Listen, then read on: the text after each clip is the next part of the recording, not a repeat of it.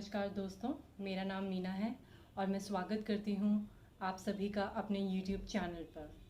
क्योंकि आज गणेश चतुर्थी है तो इस अवसर पे मैं आप सभी को तहे दिल से शुभकामनाएं देती हूँ और उम्मीद करती हूँ कि गणपति बप्पा आप सबके दुख हरेंगे और आप सबको बहुत सारी खुशियाँ देंगे। तो इसलिए आप मुझे देख सकते हैं कि आज मैं ट्रेडिशनली थोड़ा तैयार हुई हूँ क्योंकि पूजा थी घर में, तो that is why I am here in the same dress.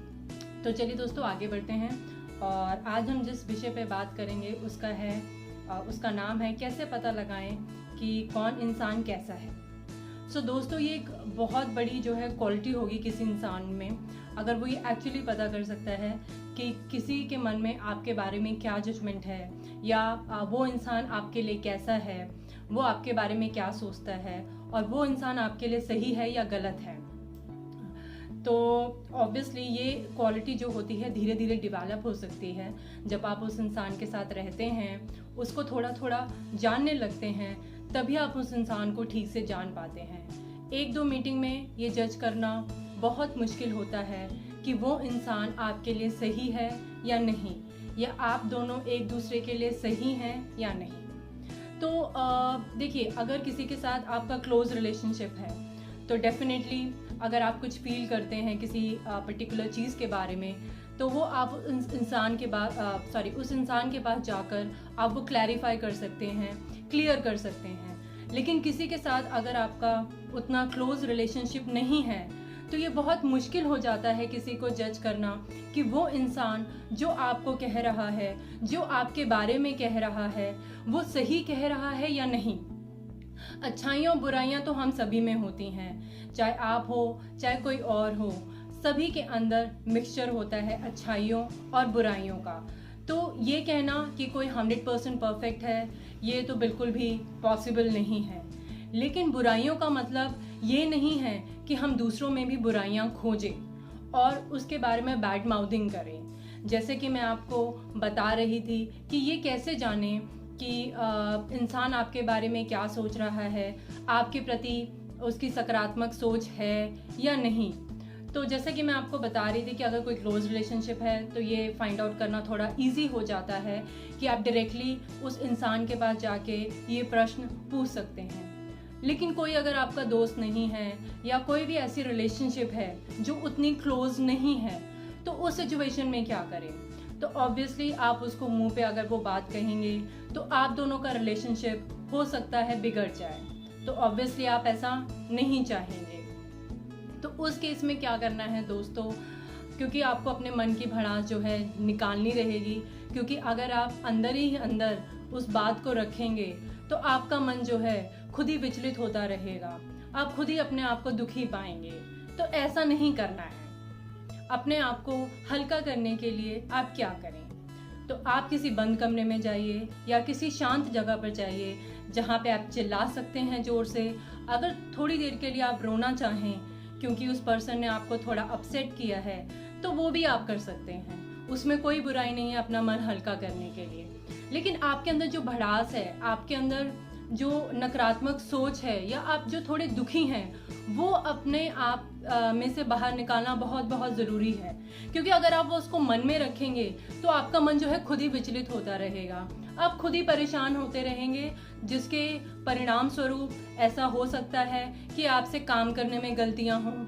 आप जो पॉजिटिव सोच वाले इंसान थे वो आप नेगेटिव विचारने लगे।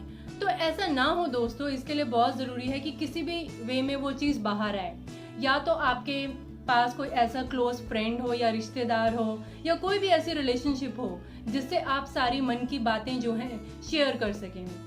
क्योंकि अगर आप मन की बातें शेयर नहीं कर पाएंगे तो ये बहुत मुश्किल हो जाएगा कि आप अपने जो मन का क्लटर है, दिमाग का क्लटर है, वो क्लियर कर सकें। सो दिमाग में जो क्लटर है, आपके दिल में जो क्लटर है, वो साफ होना बहुत ज़रूरी है, आपका मन हल्का होना बहुत ज़रूरी है।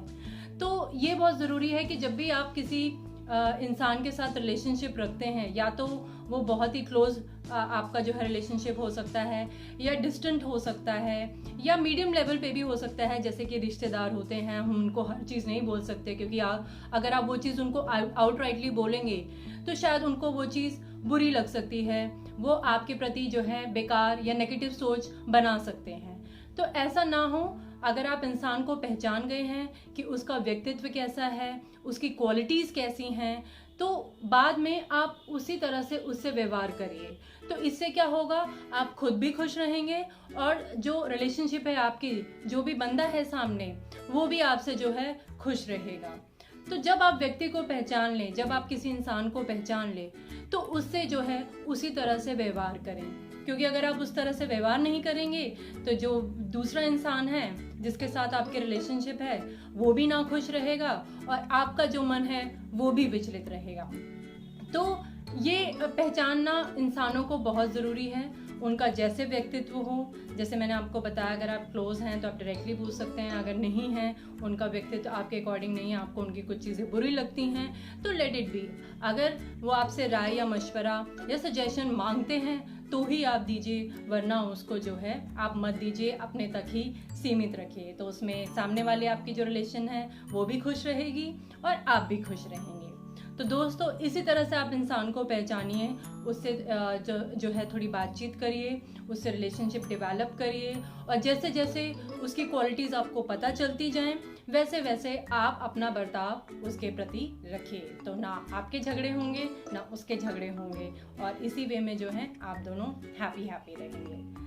तो दोस्तों, ये था आज का विषय कि इंसानों के बारे में कैसे पता लगाएं और उनका नेचर कैसे जानें, और आप उनका नेचर जान जाएं तो फिर कैसा व्यवहार उनसे रखें। तो दोस्तों, उम्मीद करती हूँ आपको आज का विषय भी पसंद आया होगा और अगर कोई पर्टिकुलर टॉपिक पे आप चाहते हैं कि मैं बात करूं तो आप वो कमेंट बॉक्स में मेंशन कर सकते हैं।